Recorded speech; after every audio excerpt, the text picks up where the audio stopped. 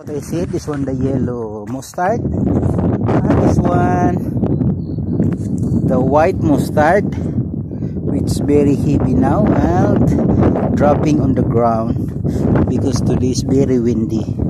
See this one, the production of the mustard. Now it bears fruit. This fruit they are making for oil. You know this one, see? This one like a chili, pine chilies, you know. This one the white mustard, the white flower.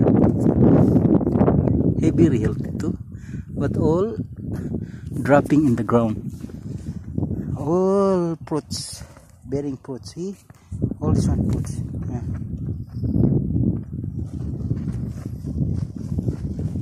This one a Pakistan vegetable mostly, because they use this one for the oil. We can use for cooking and for the hair treatment.